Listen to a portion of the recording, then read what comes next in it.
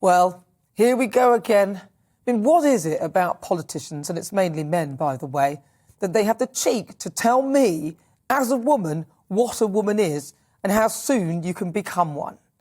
How dare Keir Starmer force his definition of woman onto women? In my view, this is pure misogyny, that he, as a man, is setting out the parameters for what a woman is, and guess what? His definition includes men who have simply just decided that they are now women without some of the medical checks and balances. I mean, who does he think he is? He is calling for changes to the Gender Recognition Act so that transgender people can achieve legal recognition of their gender based on self-declaration, potentially without needing medical diagnosis. He said the process that people have to go through does need to be looked at. If you talk to anybody who's been through the process, there is a real issue about respect and dignity.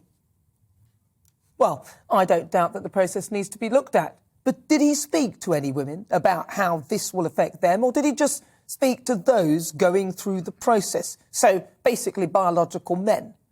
And what about the respect and dignity for those women in his party who have on occasion expressed concern on this issue, like Rosie Duffield, who feared her safety after daring to say that women have a cervix?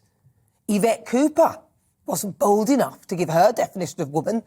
She refused 3 times and said that she didn't want to get dragged down a rabbit hole.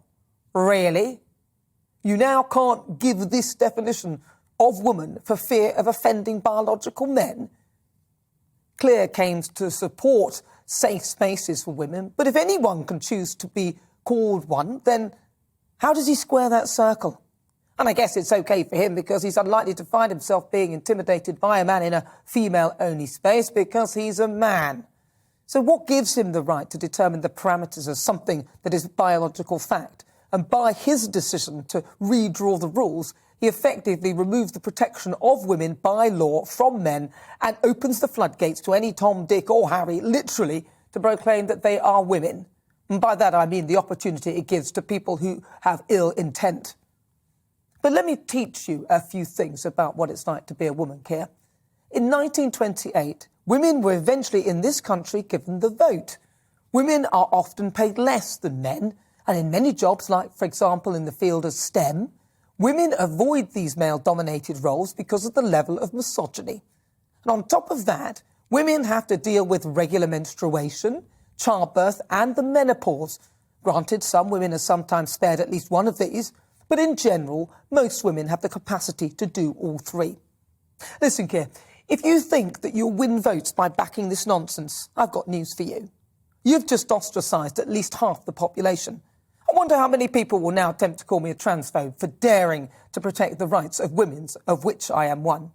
I have nothing against making provision for those suffering with what is often termed gender dysphoria, but I don't see why the rules should be changed for a minority with this condition, rules that will effectively affect the safety of women without even consulting women first. J.K. Rowling tweeted, "The Labour Party can no longer be counted on to defend women's rights. But I repeat, women are organising across party lines and their resolve and their anger are growing."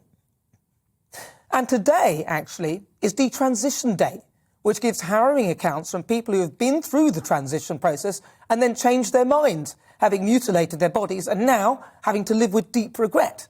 But we don't hear much about these people. Now, I wholeheartedly support the Equalities Act and respect anyone's right to be what they want to be.